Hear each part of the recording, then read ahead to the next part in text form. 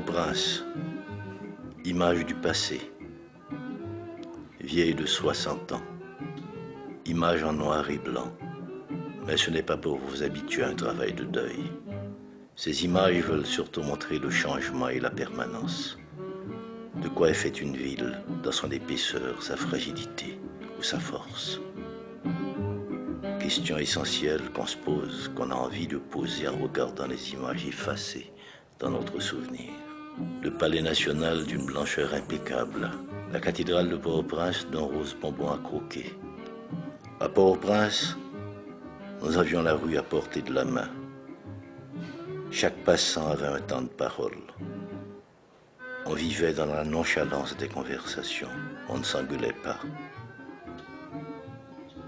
Les arbres étaient toujours verts, décidés à ne pas céder au soleil mortifère qui brûlait l'asphalte. À Port-au-Prince, on ne voyait aucun arbre mort. Tous les bruits de Port-au-Prince mimaient des phrases créoles. Madame Bruno, femme potée, garçon sous dos, Madame Bruno. Chez Madame Bruno, les femmes portent les hommes sur leur dos. Café grillé, mais gros connaître café grillé.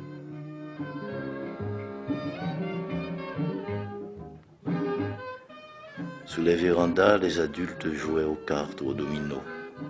Ils donnaient des audiences, c'est-à-dire le petit récit vraisemblable construit à partir de la vie ordinaire.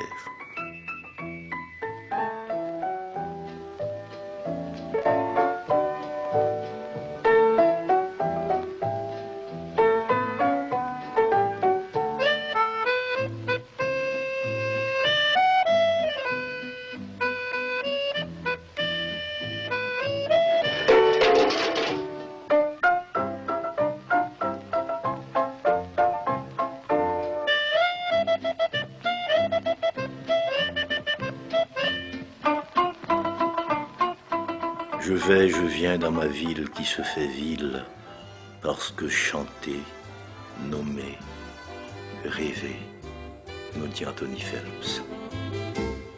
Moi fait là, you bel petit pays qui baigne dans mer des Antilles.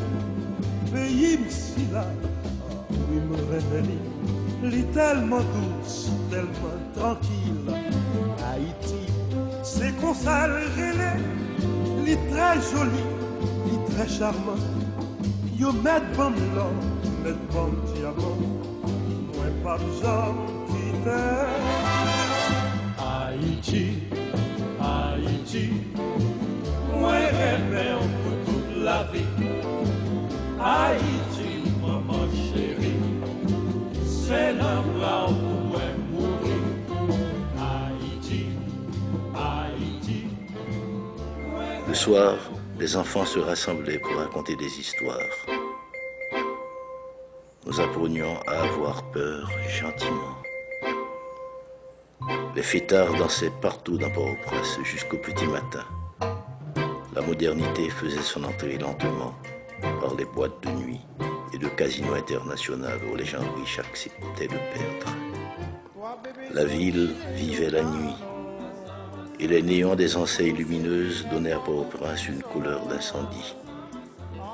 La ville avait ses poètes, Oussan Camille, René Bélance, Jean Brière.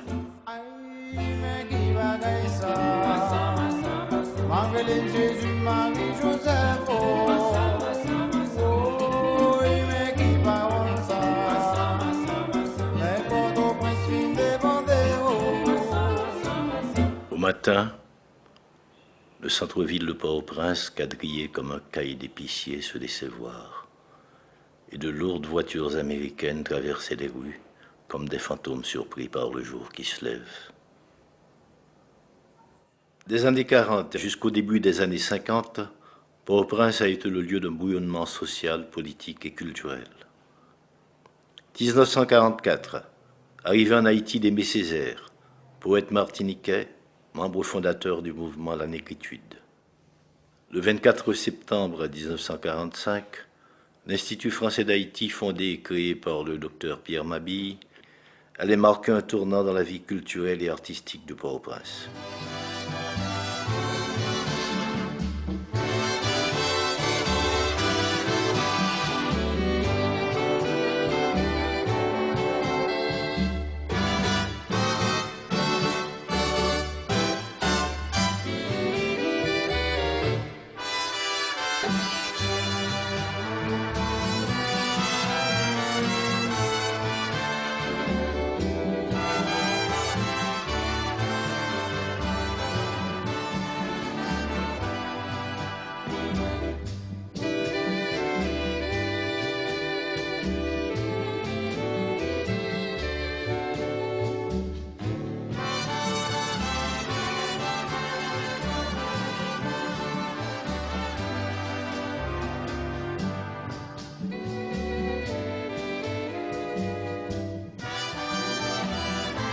Le 4 décembre 1945, séjour d'André Breton en Haïti.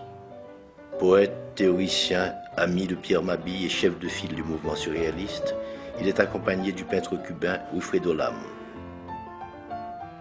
Ils seront accueillis au restaurant Le Savoy par les intellectuels, poètes et artistes haïtiens.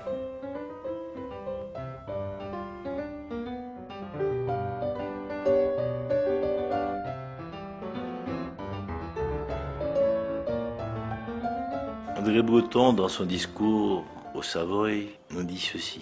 « Je vois des hommes dont tout l'effort tend à se couronner du mot indépendance.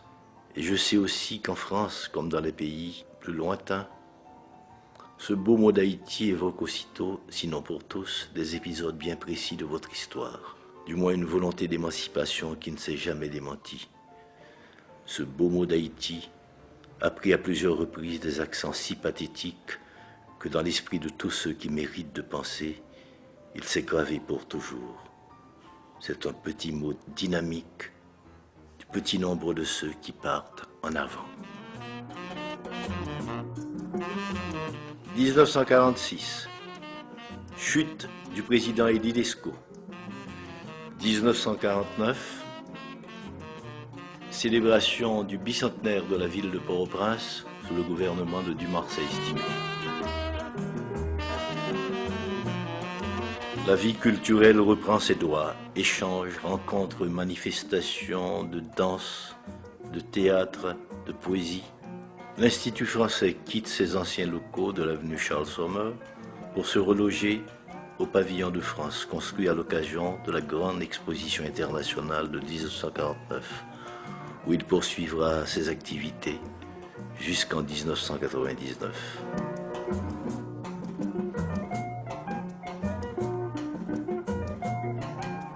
Logé actuellement au Bois Vernat, l'Institut, cette vieille dame franco-haïtienne, a retrouvé son air d'autrefois.